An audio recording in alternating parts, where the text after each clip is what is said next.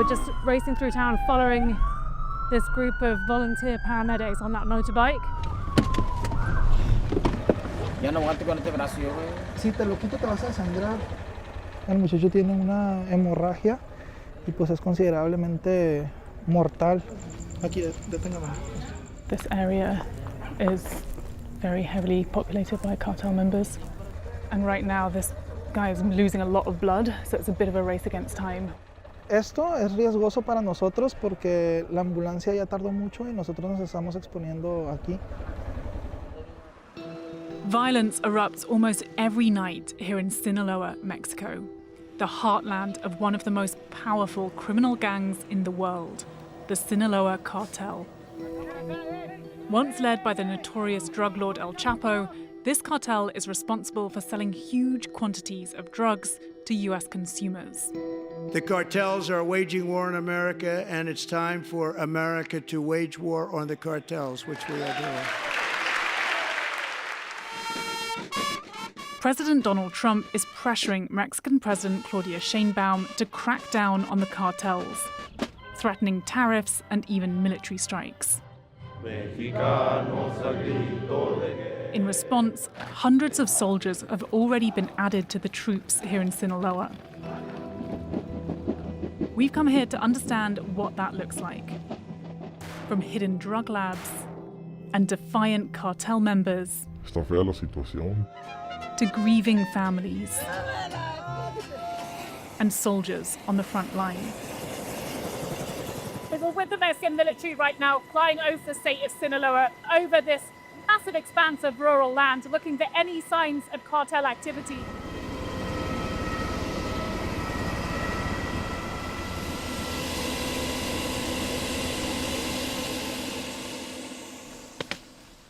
This is more cannabis than I've ever seen in my life. The scale of drugs here is just enormous. I mean, this is a whole field of marijuana here. These guys are going to be camped up here for the next few days, just trying to destroy field upon field of cannabis, of poppies. So is this area safe? Yes, secured area. We need to make aerial reconnaissance and then vehicle and then on foot. And here is the poppy field. Oh, wow. So they slice the poppy to get the opium, and they start the process to get heroin. So how much heroin does a field like this produce? 2 kilos. 2 kilos. The soldiers burn the poppies and marijuana. But it's synthetic drugs that are responsible for most of the 87,000 Americans who've died of overdoses in the space of a year. These drugs, like fentanyl and meth, can be produced in much bigger quantities, generate enormous profits, and are easier to hide. Los criminales construyen estas áreas de trabajo en lugares lo más inaccesible para que la autoridad no los descubran. I can smell it from here. It's very strong. Sí. Bueno, vemos acá, esta es un área de concentración, aquí tienen los productos químicos. Vienen, trabajan 2-3 horas, producen 50, 20, 50 kilos, 100 kilos de metanfetamina, terminan y se van y se llevan la producción. Este laboratorio ya no va a ser reubicado a otro lado, lo que hay aquí se va a destruir ahora mismo. In the first 6 months of Sheinbaum's presidency, thousands of suspected cartel members have been arrested, and more than 140 tons of drugs have been seized. But the reality is, more than 1,200 people have also been killed in Sinaloa in the past year. Hundreds more have disappeared. An uncomfortable fact for the Mexican military.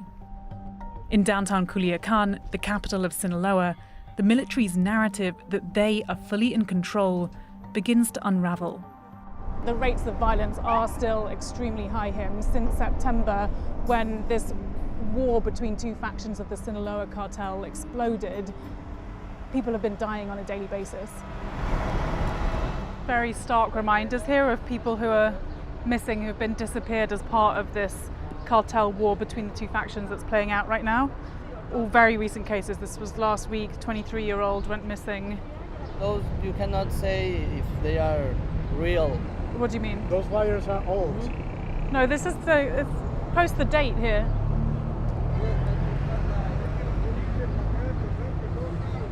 22nd of March they went missing, right? Sí, pero, o sea, esto es una copia. It's a copy.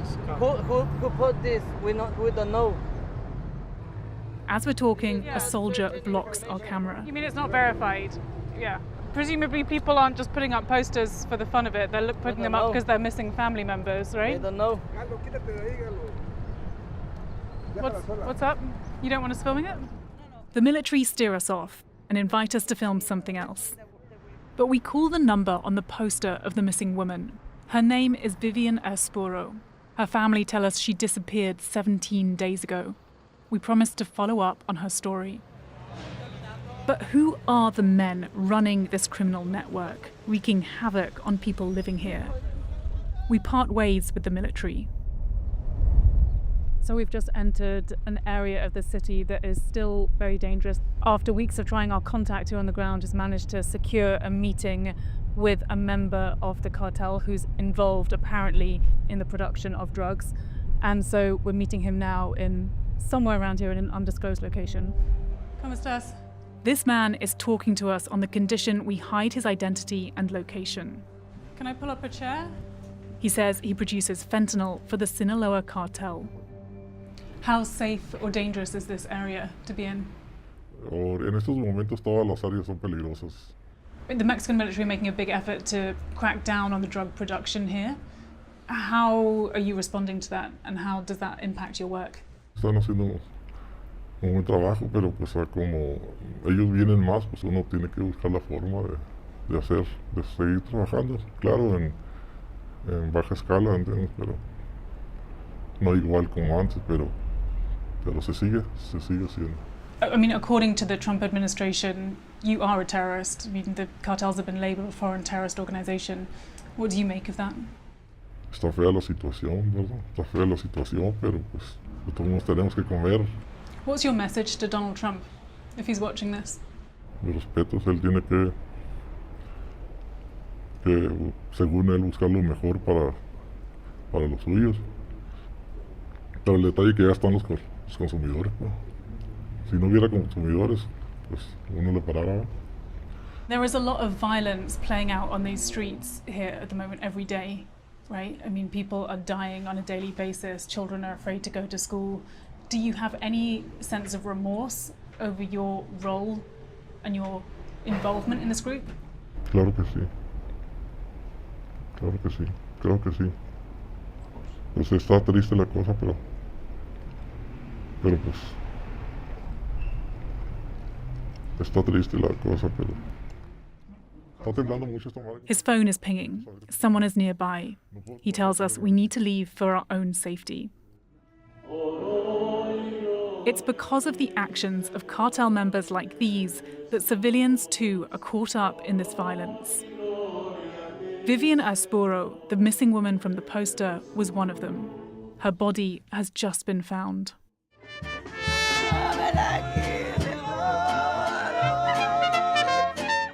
I'm so sorry for your loss, I really am. Are you able to tell me a little bit about your sister? Fue una niña feliz, tuvo todo lo que siempre quiso, fue muy amada. Le gustan mucho los gatos, Harry Styles, Lady Gaga. Íbamos a ir a su concierto juntas, ahora ya no. I mean, there has been, there's massive escalation in violence here over the last few months with these conflicts taking place. Do you feel like your sister's death is related to that? Sí, creo que no creo que ella no se metió con ninguna persona peligrosa, pero la violencia que está azotando aquí en Culiacán dio pie a que esto pasara porque pues antes había códigos y se respetaban a las mujeres y a los niños. I mean, the authorities are saying that they're going after the bad guys, they're making a lot of arrests, they're going after the drugs, they're going after the weapons. Do you feel like they're not doing enough? No están haciendo nada. Culiacán se ha vuelto un lugar del que es imposible vivir. Thank you for talking with us. You're being so strong. She'd be so proud of you. Muchas gracias, en serio. Enemies of the United States. Thank you. Hundreds of thousands of Americans, hundreds of thousands, have been killed by the fentanyl that these monsters have trafficked into our country, lacing our drugs with this lethal poison that many teenagers and many young people in this country don't even realize that they're ingesting, and they drop dead, and their parents don't even know what happened. These same cartels, by the way, that wage assassination campaigns against their opponents, that use fear, violence, torture, and intimidation to get their way, that are responsible for all illegal immigration into this country. In other words, everyone who crosses that border is smuggled by a cartel or a cartel associate, and they're responsible for the human trafficking and child trafficking that has plagued the Western Hemisphere. But it's President Trump, of course, who they are now attacking, the press is attacking, for shutting all of that down, for ending child trafficking, ending human trafficking, for cutting the number of drugs dramatically that are entering this country, and, of course, for achieving the most secure border in American history. Now, Stephen, in a related topic, when you're talking about how to move the most dangerous criminal aliens out of, the regular prison population or out of the country, the president raised an interesting yet controversial idea today. Watch. It represents something very strong, very powerful in terms of law and order. Our country needs law and order. Alcatraz is, I would say, the ultimate. We're going to look at it. Right now, it's a big hulk that's sitting there rusting. Stephen, I get the symbolism, and anyone who's toured Alcatraz, it's a great, tourist destination for your family, a lot of history there. But it was built in '63, it closed down in '63. It was too expensive to operate, and they'd basically have to raise it because the facility is so, it's bad. Raise it and then rebuild it. That's according to people who used to work there. Your reaction to that concern? And again, it's a great tourist stop if you happen to be in San Fran. Well, sea travel and air travel have improved enormously since 1963 when that facility was shuttered. So I have no concerns about the ability to get supplies, provisions, and resources to and from the island. No, Stephen, the actual facility itself, sorry, I don't mean to interrupt. The actual facility itself, the argument is it would have to be raised and completely rebuilt. Right. What I'm saying, when it was closed in 1963, that was the complaint. As for the facility itself, that's easily refurbished. So that's all nonsense. Look, Alcatraz was built at a time when this country was strong and it knew how to take care of villains and monsters. There are people in this country, as President Trump has said, who will do nothing with their lives but rape, maim, and murder. They cannot be rehabilitated. They cannot be saved. They cannot be coached in some better way of living.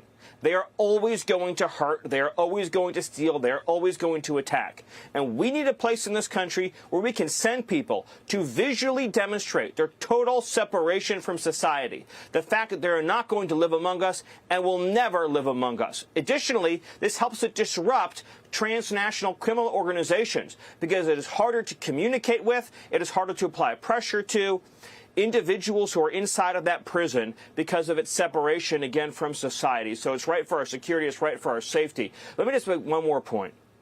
You talked about this interview with NBC. What this all comes down to is this. President Trump is the one saving the Constitution by fighting to expel from this country the criminals and illegal aliens who have no right to be here.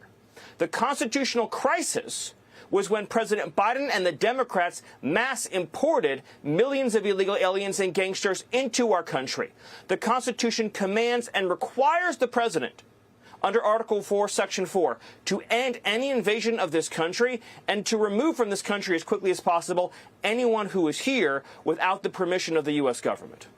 Stephen, Donald Trump said he is considering you, and you seem like you're at the top of the list of considerations, to replace Mike Waltz as National Security Advisor.